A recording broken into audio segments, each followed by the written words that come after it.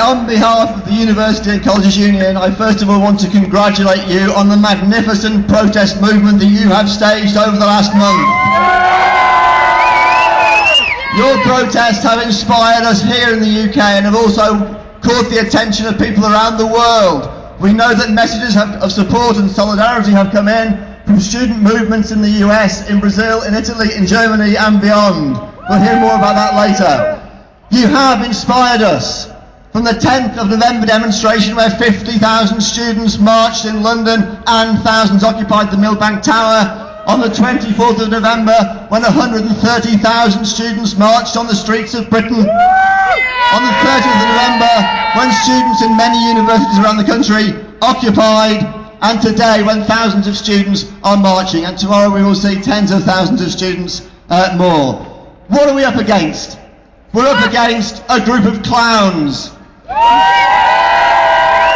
David Tory Boy Cameron, descended from King William IV.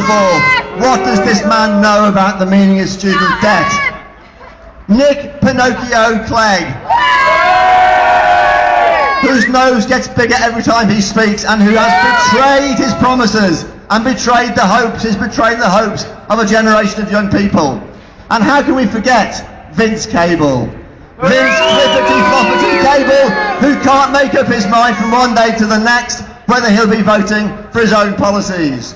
Do you remember the smiles on the faces of Cameron and Clegg that day a few months ago in front of number 10 Downing Street? Well, you have wiped the smiles off their faces.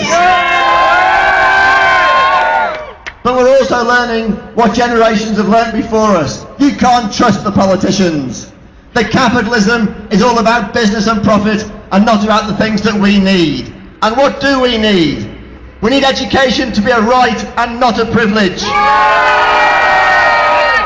They say that they care about widening access and widening participation. Why is it then that they're abolishing the education maintenance allowance of further education students?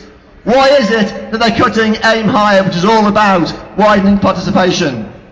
We have to say that the universities are not businesses. They are places of education and learning and opportunity.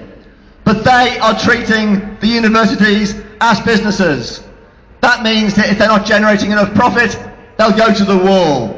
We already know that 49 institutions in this country are facing the possibility of closure, including Edge Hill University just up the road.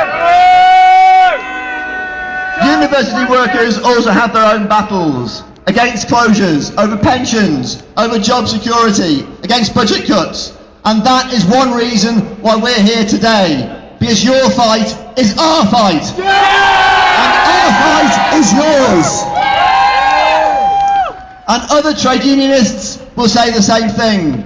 Whether it's in local government, in schools, hospitals, factories, on the railways and so on, say that you are showing the way. You are showing how to fight. You are showing how to stand up and be counted and to say, no, we will not accept these changes. You have shaken the establishment, and that establishment is making a huge mistake because they're attacking us all at the same time. Let's make them pay for that mistake.